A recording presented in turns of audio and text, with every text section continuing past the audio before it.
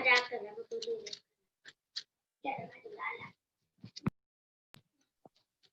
Good morning sir. अबे क्या होगी दिक्कत?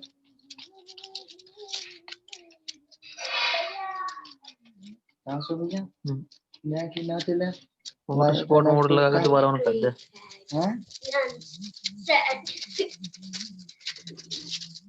भैया आपको क्या दूं? आपको पिज्जा दे दूं? पिज्जा तो भैया आइसक्रीम है, बर्गर है, फिंगर चिप्स है, बिस्किट है, ये थप्पड़ है, चाकू है। बस चलो मैं आपको दूंगा, क्या दूं? आपको देता हूँ पेस्ट्री। गौरी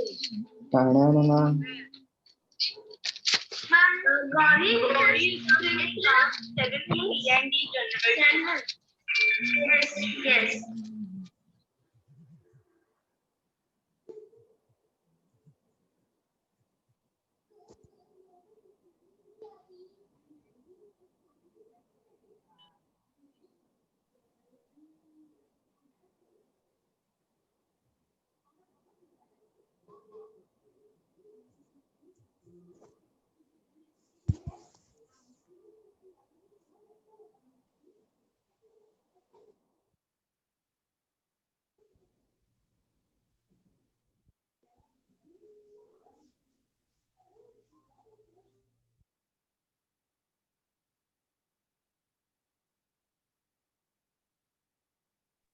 सर साउंड नहीं आ रहा।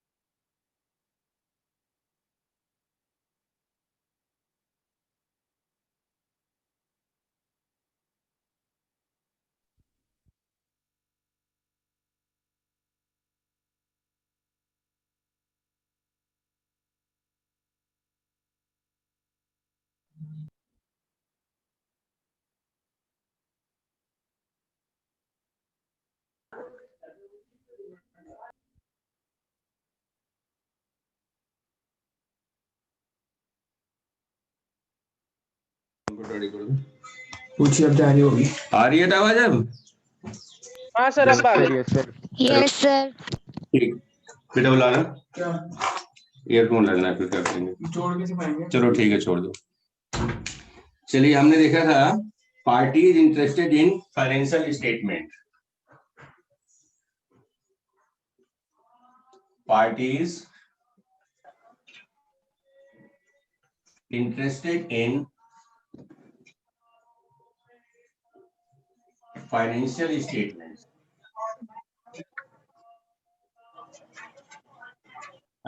It was discussed by me that there are many parties, many persons, many organizations that they are interested in financial statement.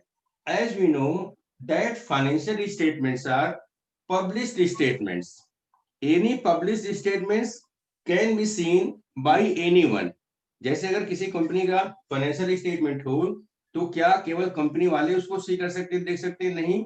जब पब्लिक फाइनेंशियल स्टेटमेंट क्योंकि बाद में पब्लिश कर दिया जाता है, और पब्लिश स्टेटमेंट किसी के भी काम आ सकते हैं, कोई भी आदमी उसको यूज कर सकता है।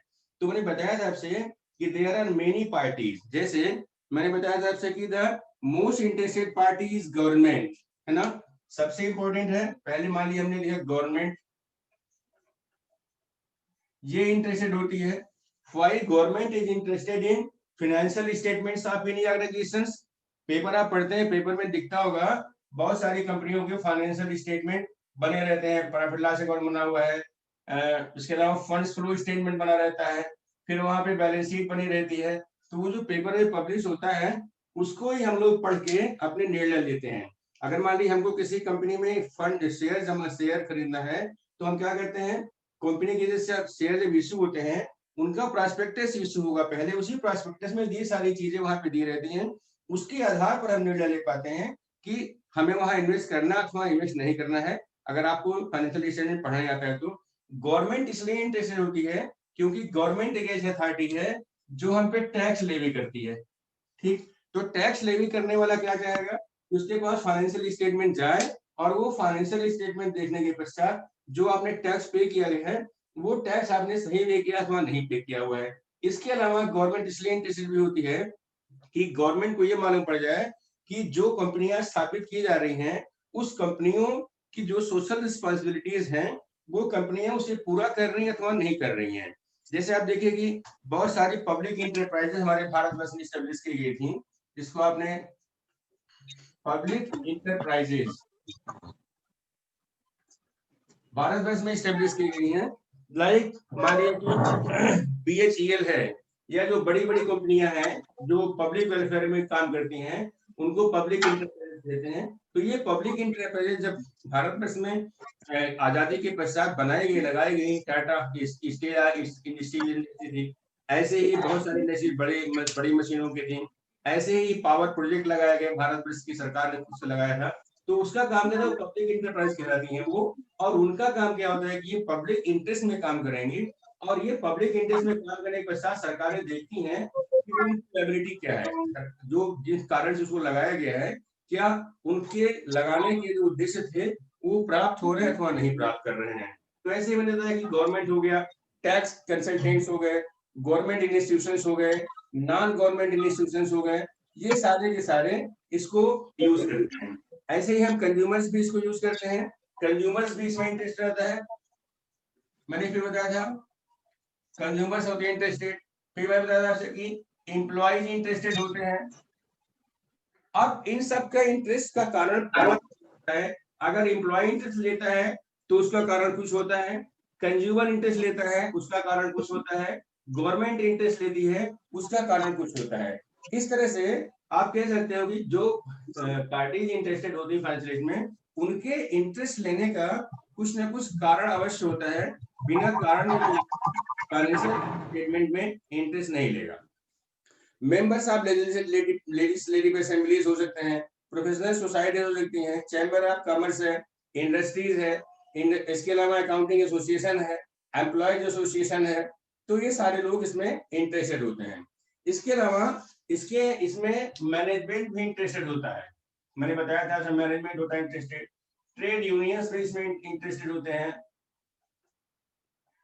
तो ये बहुत सारी पार्टीज हैं जो कि इसमें इंटरेस्ट लेती हैं। आपको 3-4 से मैं बता दिया है। फिर आएगा कि जो आपके पास नेचर ऑफ फाइनेंशियल स्टेटमेंट है, इस नेचर ऑफ फाइनेंशियल स्टेटमेंट बताया था कि बैलेंस शीट का नेचर कुछ होता है और प्रॉफिट लॉस अकाउंट का नेचर कुछ होता है। अब हम इन दोनों को एक साथ पढ़ना चाहते हैं, इन दोनों को एक साथ बताना चाहता हूं मैं आपको कि what is the nature of what is the nature of financial statement. इसको आप दोनों को एक साथ पढ़ लेना। आपको देखिए क्या लिखते हैं, नेचर ऑफ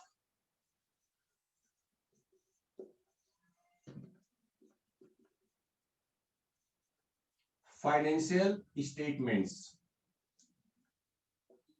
हम इसके पहले पढ़ चुके हैं बैलेंस शीट के बारे में, और दूसरा बता दिया मैंने आपको प्रॉफिट एंड लॉस अकाउंट के बारे में। इन दोनों के नेचर अलग अलग बताए थे मैंने आपको। ठीक, अब हमें क्या करना है कि हमें इन समेशन मतलब दोनों को जोड़ के पढ़ना है कि इनका क्या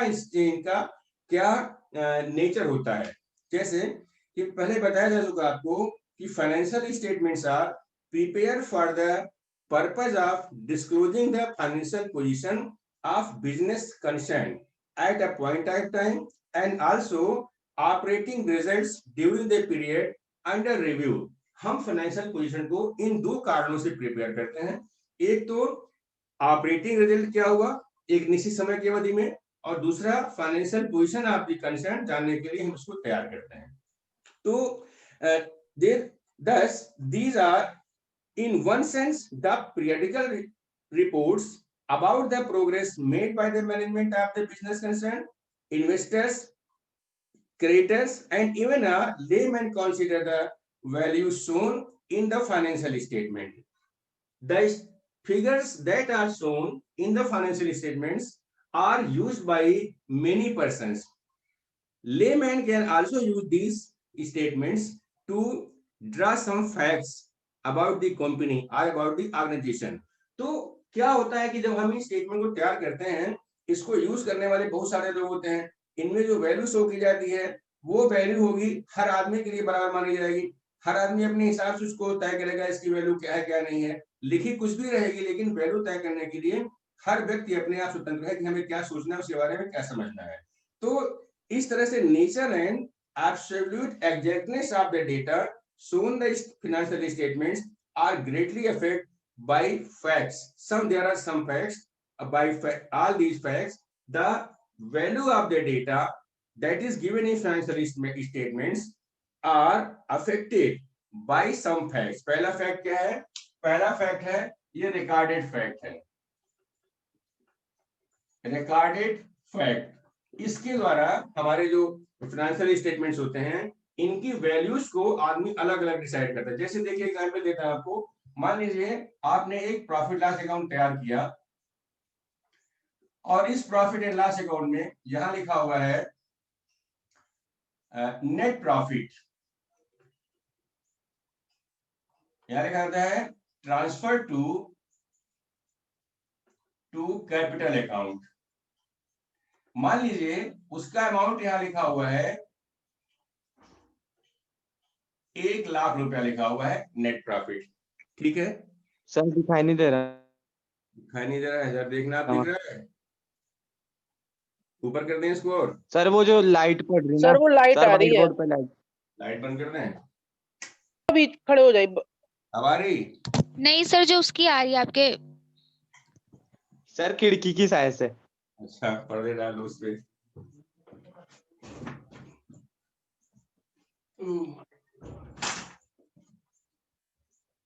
अब ठीक है सर। चलिए अब दिख रहा है यहाँ पे, मैं ऊपर थोड़ा कर देता हूँ। Yes sir. यस सर, दिख रहा है। कोई बात नहीं, मैं ऊपर करता हूँ इसको। मैंने एक बैलेंस शीट यहाँ देखिए बनाई, प्रॉफिट लॉस अकाउंट आपके लिए तैयार किया और हमने यहाँ पे लिखा हुआ है टू नेट प्रॉफिट, यहाँ लिखा हमने 1 लाख रुपए। ठीक है, बाकी यहाँ जो जोड़ आया होगा वो तो आप जानते हैं, कुछ ना कुछ जुड़ा होगा यहाँ पे। ठीक है, इसके ऊपर लिखा हुआ है टू डेप्रिसिएशन। ठीक है, मान लीजिए यहाँ लिखा हुआ है 2000 रुपए लिखा है डेप्रिसिएशन। ठीक है, अब आपको ये समझना है कि जैसे मान लीजिए हमने इसको लिखा कि प्रॉफिट लॉस अकाउंट है और जो इसको यूजर्स इसके यूजर्स होते हैं, actually if users are illiterate then they will read that this profit, the profit of this organization is only 1 lakh rupee. It is 1 lakh rupee. ये तो मानेगा आदमी? बोलो, अगर मान लीजिए आप प्रॉफिट लॉस अकाउंट को पढ़ना जानते हो तो यहाँ लिखा क्या है, नेट प्रॉफिट लिखा हुआ है 1 लाख रुपए। ठीक है, मुझे उत्तर दीजिएगा फिर आप लोग। यहाँ लिखा है 1 लाख रुपए नेट प्रॉफिट। ठीक है, आप क्या समझ रहे हो कि इसकी प्रॉफिट कितनी है? 1 लाख रुपए है, यही समझ रहे हैं आदमी। आप पढ़े लिखे हैं फिर भी आप यही समझ रहे होंगे। दूसरा ऊपर लिखा हुआ टू डेप्रिसिएशन 2 लाख रुपीज, 2000 रुपया लिखा हुआ है। अब जरा सोचिए कि मुझे खाली आप इतना बताइएगा कि प्रॉफिट लॉस अकाउंट के डेबिट साइड में क्या लिखा जाता है? ऑपरेटिंग एक्सपेंसेस लिखे जाते हैं ना। Yes sir. Profit and loss account के डेबिट साइड में ऑपरेटिंग एक्सपेंसेस लिखे जाते हैं। ठीक है ना? यस और नो? Yes sir. ठीक है, अच्छा चलिए। और जो एक्सपेंसेस लिखे जाते हैं वो एक्सपेंसेस किसी ना किसी को दिए भी जाते होंगे। Is it clear? जैसे देखिए यहाँ लिखा हुआ है टू, लिखा है सैलरीज। ठीक है ना? तो ये सैलरी किसी को दी गई होगी ना? उत्तर दे दीजिए आप। दिया होगा। Yes sir. Yes sir. Printing and stationery लिखा हुआ है, मान लीजिए कुछ रुपया लिखा है यहाँ पे, ये भी किसी को दिया गया होगा। इसका मतलब हुआ कि अगर दो एग्जाम्पल ऐसे दिखाई पड़ रहे हैं आपको जिसमें लग रहा है कि जो कुछ भी यहाँ लिखा गया है वो किसी को दिया गया होगा, है कि नहीं? तो अगर दिया Yes, गया sir. है तब तो बहुत अच्छी बात है, लेकिन जरा इसको बताइए, टू लिखा है डेप्रिसिएशन, तो ये डेप्रिसिएशन किसको दिया गया? Is it given to any person? Like salary is given, has been given to A, B, C, D, E, F, G, H. Stationery, amount of printing and stationery has been given to some person who, from whom I have purchased stationery. Clear है ये? बोलो। Yes, sir. Yes, sir. लेकिन हम depreciation किसको दिए? ये भी किसी को दिया जाना चाहिए ना? Yes sir. तो ये तो किसी को नहीं दिया गया। इसका मतलब ये है कि प्रॉफिट एंड लॉस अकाउंट में अगर आप अकाउंट के स्टूडेंट हो, कॉमर्स के स्टूडेंट हो, तो प्रॉफिट एंड लॉस अकाउंट को देख के आप इस प्रॉफिट को कहोगे नहीं जी ये प्रॉफिट 1 लाख नहीं है, ये प्रॉफिट है 1,02,000 रुपए। क्लियर? बोलिए भाई, ये प्रॉफिट 1 लाख नहीं है, 1 लाख से कुछ बढ़कर है, क्योंकि इस प्रॉफिट लॉस अकाउंट के डेबिट साइड में कुछ ऐसे खर्चे भी लिखे गए हैं जिन खर्चों को हमने किसी को दिया नहीं है और वो खर्चे कंपनी में ही होंगे। तो ये खर्चा कौन सा खर्चा कहलाएगा? इसको कहोगे notional expenses. There are many expenses in companies, they are notional, they are not given to anybody, they are shown in the profit and loss account but not given to anybody, किसी को दिया नहीं गया ये। तो इससे क्या हुआ कि आपकी जो हम अगर पढ़ने वाले हैं प्रॉफिट लॉस अकाउंट को समझने वाले हैं तो हम कहेंगे नहीं यार 1 लाख रुपए प्रॉफिट नहीं है, एक्चुअली प्रॉफिट कंपनी की 1,02,000 रुपए है और कंपनी ने इसको क्योंकि खर्च में दिखा रखा है इसलिए इसकी प्रॉफिट 1 लाख आ रही, मींस कंपनी की प्रॉफिट 1,02,000 रुपए है। आ रही बात समझ में नहीं आ रही? Yes sir. आगे समझ। ऐसे Yes, sir. बहुत सारे खर्चे और हो सकते हैं कि हम इन खर्चों को दिखाते नहीं, तब कौन समझ सकता है इसको? Who can read this profit loss account in this way that profit is 1 lakh, not 1 lakh, it is more than 1 lakh. Who can say it? The person who know about the nature of balance sheet, who know about the nature of the expenses. दूसरा देखिए कि ये जो 2,000 रुपए लिखा हो यहाँ पर, हम यहाँ पे क्या लिखते हैं? रेवेन्यू एक्सपेंसेस लिखते हैं, है कि नहीं? कहाँ लिखते हैं? रेवेन्यू एक्सपेंसेस, लेकिन एक्चुअली एक तरीके का ये कैपिटल एक्सपेंसेस है। भले ही कंपनी एक्ट में कह दिया गया है कि आप इसको मानेंगे ऑपरेटिंग एक्सपेंसेस, लेकिन एक्सपेंसेस उस तरीके का नहीं होता है, इस तरह से उसको रेवेन्यू। तो क्या होता है कि जो रिकॉर्डेड फैक्ट्स हैं, इस रिकॉर्डेड फैक्ट्स के आधार पर जो चीजें लिखी जाती हैं लोग वही पढ़ेंगे, समझदार लोग उसको दूसरे तरीके से पढ़ सकते हैं। अगर मैं रिसर्चर हूं तो मैं कह सकता हूं नहीं नहीं ऐसा नहीं 1,02,000 है, लेकिन कोई ले मैंने कहेगा नहीं भैया प्रॉफिट इसकी 1 लाख रुपए ही है। और मान लीजिए ऐसे ही किसी कंपनी में और खर्चे दिखा लिए जाए, मान लीजिए एक खर्चा हमने किसी को सैलरी दिया ही नहीं, ठीक है ना, तो लिखा हमने सैलरी और हमने लिखना था यहाँ पे, लिखना था हमको 1,000 रुपए और हमने लिख दिया यहाँ पे 4,000 रुपए। यह सैलरी ऊपर लिखी है, यहाँ लिखना था हमको 1,000 रुपए और हमने इसको लिख दिया 4,000 रुपए। तो क्या स्थिति होगी प्रॉफिट लॉस अकाउंट की? बोलो प्रॉफिट कितना होगा? एक्चुअल प्रॉफिट आई है 1 लाख रुपए, लेकिन हमने सैलरी लिखा हुआ 4,000 रुपए, दिया हमने केवल 1,000 रुपए और लिख रखा है 4,000 रुपए। तो हमारी जो एक्चुअल प्रॉफिट होगी, जिसको खाली कंपनी वाले जान रहे होते हैं, वो कितनी प्रॉफिट होगी? अब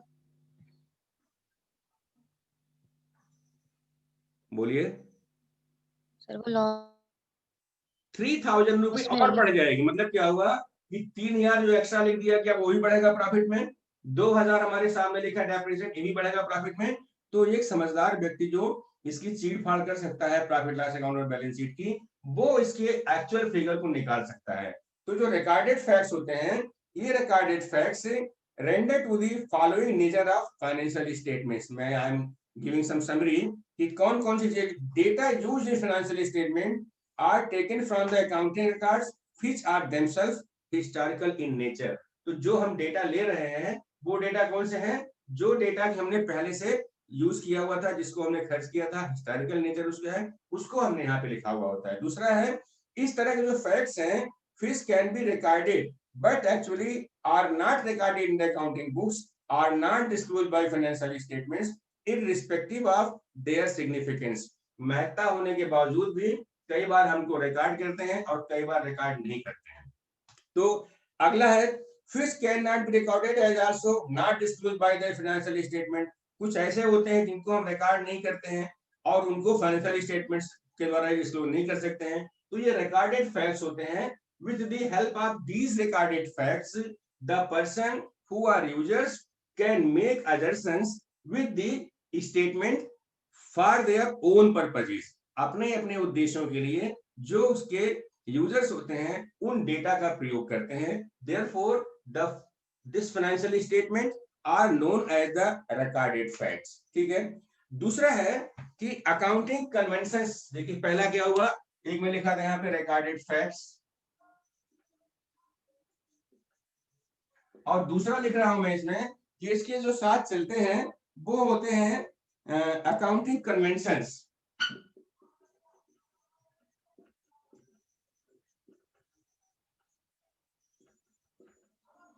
ठीक, अकाउंटिंग कन्वेंशंस के आधार पर हम अपने खातों को तैयार करते हैं। अब अकाउंटिंग कन्वेंशंस क्या होते हैं? Do you know accounting conventions क्या होते हैं?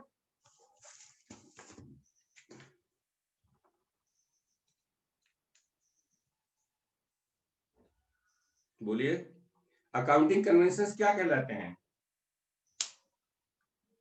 तो चलो अकाउंटिंग कंसेप्ट जानते हो आप? No, sir. नहीं जानते हो। Accounting concept, accounting conventions, accounting assumptions, इसके बारे में सुना आपने कभी? नहीं नहीं सुना सर। है, मैं आपको रिकॉल कराता हूं। ठीक है, रिकॉल करिए। जैसे कि हम एक एक्सपेंसेस करते हैं, हमने एग्जाम्पल ऐसे बैठ के पढ़ाता हूं। एक मैं हूं, एग्जाम्पल ले रहा हूं, समझ लीजिए इसको। एक मैं हूं, मेरा नाम विजय है। ठीक है, मैं कुछ सामान सड़क पे बेच रहा हूं। ठीक है, कोई आइटम मैं सड़क पे बेच रहा हूं। मेरी बात सुन रहे हैं ना आप लोग? मेरी यस बात, सर। मैं कोई सामान सड़क पर बेच रहा हूं किसी एक कंपनी का। मेरा नाम विजय है। मेरा आप चेहरा देख रहे होंगे, जैसा भी दिखाई पड़ रहा हूं, बाल बाल गायब हो चुके हैं। और एक मेरे साथ दूसरी महिला जिसका नाम है ऐश्वर्या राय, वो भी सामान वहां बेच रही है। हमने पूरे दिन भर में केवल 2 आइटम बेचे, उसमें से सेम आइटम, सेम क्वालिटी का, सब कुछ सेम है। हमने केवल 2 आइटम बेचे वहां पर। ठीक है, और हमारे साथ जो ऐश्वर्या राय हीरोइन है वो भी बेच रही सामान। उसने सुबह से शाम तक में बेच दिया 100 आइटम। ठीक है, तो जो मैंने सामान नहीं बेचा या हमने जो सामान बेचा, पूरे दिन की बिक्री कितनी होगी? पूरे रोज की बिक्री मेरी कितनी हुई? 2 आइटम की। और ऐश्वर्या राय की बिक्री कितनी हुई? 100 आइटम की। कुल बिक्री हो गई 102 आइटम, 101 आइटम की बिक्री हो रही है। ठीक है ना? अब जरा बताइए कि मेरा माल क्यों नहीं बिका?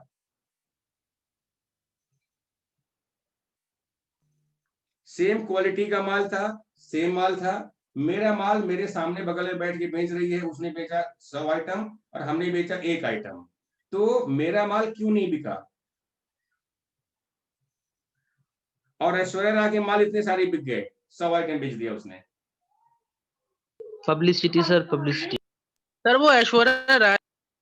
वो ऐश्वर्या राय है, इसलिए बिका होगा। तो जब हम खातों में एंट्री करेंगे तो उस दिन की सेल में जब लिखा जाएगा कि टोटल सेल कितनी हुई 102 आइटम की, मेरे वाले सामने लिखा जाएगा कि Vijay Srivastava is not a good person, not looking handsome, therefore he is not able to sell the goods. And Aishwarya Rai सामने लिखा जाएगा she is very beautiful, she is actress, है ना, उसके दुनिया भर के लोग दीवाने हैं। इसको आगे लिखा जाएगा इसके बारे में? बोलो। जब मैं माल बेचूंगा तो एंट्री क्या होगी? Cash account debit to sales. ठीक है ना, यही होगी एंट्री ना? बोलो भाई। Yes sir. अब जब ऐश्वर्या हमारे सामने जब आप नरेशन लिखोगे हमारे वाले में तो क्या लिखोगे?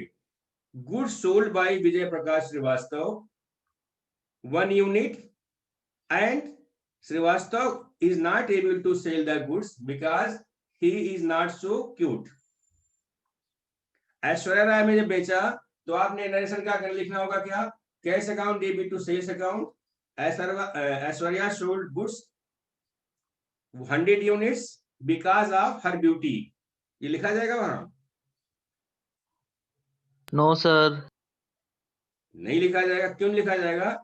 क्योंकि उसकी सुंदरता का मोल बिक्री में कुछ भी नहीं है। लोगों ने भले माल खरीदा होगा उससे, तो जो चीजें वर्थ की होती हैं, जिन चीजों में वर्थ होती है, फाइनेंशियल वर्थ होती है, हम उसी फाइनेंशियल वर्थ को लिखते हैं। फाइनेंस मतलब हमने 100 रुपए सोना बेचा, 100 रुपए लिख दिया जाएगा, हमने नहीं बेचा तो 0 लिख दिया जाएगा। लेकिन कहीं पे किसी की खूबसूरती का कोई जिक्र यहाँ पर नहीं होता। ये कन्वेंशन है कि अगर कोई चीज फाइनेंशियल नेचर की है तो हम केवल और केवल उन्हीं को उतार लिखेंगे। हम फाइनेंशियल नेचर से भिन्न किसी भी अन्य तरीके की चीजों को वहां पर जगह नहीं देंगे। मींस जो एंट्री करोगे, जिन चीजों के बारे में लिखते हो वो चीजें फाइनेंशियल नेचर की होनी चाहिए। अगर उसमें फाइनेंशियल वर्थ है तो लिखोगे। तो this is an accounting convention. तो इस तरह की चीजों को आपको ध्यान में देना पड़ता है। तो अकाउंटिंग कन्वेंशन के थ्रू कई बार हम किसी एक्सपेंसेस को मानते हैं कैपिटल एक्सपेंसेस, कई बार मानते हैं उसको रेवेन्यू एक्सपेंसेस, है ना। जैसे आप देखिए कि आपने बताया परसों आपसे प्रीलिमिनरी एक्सपेंसेस था एडवर्टाइजमेंट का 5 करोड़ रुपया था, उस दिन का दिखाया था मैंने आपको। अब उसमें से 5 करोड़ रुपए कौन सा एक्सपेंसेस होगा? क्योंकि ये प्रीलिमिनरी एक्सपेंसेस है तो preliminary expenses are known as the capital expenses, तो वो कैपिटल होना चाहिए था। लेकिन हमने क्या कहा कि उसमें से 1/10 साल तक उसका प्रयोग किया जाएगा, और आपने 1 साल तक उसका प्रयोग किया पहली बार में, 9 साल और करोगे तो जितना भाग उसका कहता है 1/10 निकाल लीजिए। 1/10 को आपने डाल दिया टू प्रीलिमिनरी एक्सपेंसेस लिख दिया profit loss account debit side में, और जो 9 लाख बच गया उसको आपने कैपिटलाइज कर दिया है।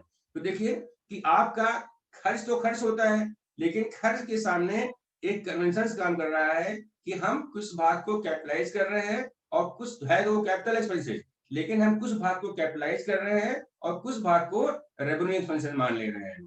तो जो अकाउंटिंग कन्वेंशंस हैं ये डेवलप कैसे होते हैं? समय पर बहुत सारे नियम कानून बनाए जाए। हमने देखा होगा अकाउंटिंग स्टैंडर्ड बनता जा रहा है, अब बहुत सारे अकाउंटिंग स्टैंडर्ड बन चुके हैं। तो उस अकाउंटिंग स्टैंडर्ड एंट्री करने का तरीका जानते हैं। डेबिट क्या होगा, किसको स्टॉक में जगह देंगे, किसको स्टॉक में जगह नहीं देंगे, स्टॉक को आप कैसे लिखोगे। जैसे मान लीजिए स्टॉक आपके पास है, आपके पास लिखा हुआ है क्लोजिंग स्टॉक, यहाँ लिखा हुआ है, ठीक है ना, और यहाँ लिखा हुआ है 5,000, यहाँ लिखा हुआ है मार्केट प्राइस, और यहाँ लिखा हुआ है अमाउंट इसका है 5,000 रुपी मार्केट प्राइस है, और एक्चुअल प्राइस है कॉस्ट प्राइस लिखी हुई है 4,000 रुपए। तो आप क्या करोगे? किस मूल्य को दिखाएंगे आप? बोलिए। क्लोजिंग स्टॉक दिया हुआ 5,000 रुपए, और यहाँ लिखा हुआ मार्केट प्राइस, यहाँ लिखा है क्लोजिंग स्टॉक 4,000 उसी समय का, उसको लिखा है कॉस्ट प्राइस। तो क्लोजिंग स्टॉक को आप किस मूल्य पर दिखाओगे? बोलिए। क्लोजिंग स्टॉक को किस मूल्य पर शो करेंगे हम? गाड़ी में स्कूटी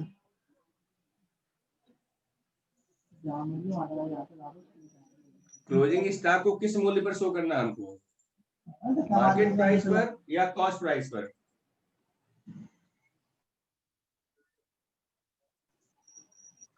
बात में सुनाई पड़ रही है आप लोगों को?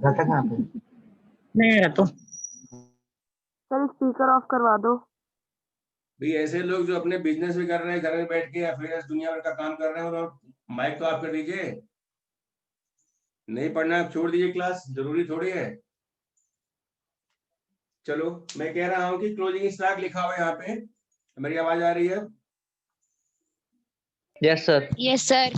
यहाँ लिखा हुआ 5,000, उसके बगल लिखा मार्केट प्राइस, फिर लिखा हुआ है कॉस्ट प्राइस, लिखा हुआ है 4,000 रुपए। तो आप क्लोजिंग स्टॉक को किस मूल्य पर शो करेंगे? On which price this closing stock में be shown in our balance sheet, on market price और ऑन कॉस्ट प्राइस। इसके लिए कोई नियम सुना आपने? कॉस्ट प्राइस पर इसके लिए कोई नियम है क्या? फिर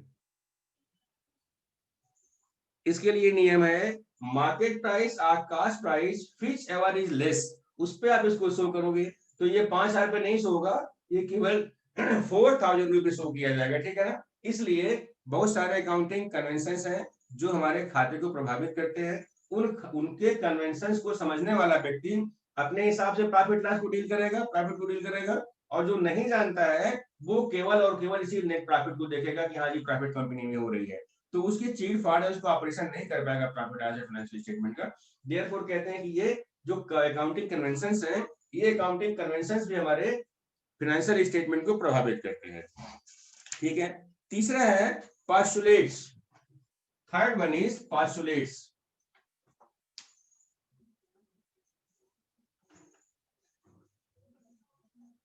ये भी हमारे अकाउंटिंग करने के तरीकों को प्रभावित करते हैं कि किस तरह से हमें कौन सा चीज कहाँ लिखनी है, कैसे लिखनी है, इसके बारे में हम कहीं बताएंगे आपको, इसी चैप्टर के जज्बा बताएंगे।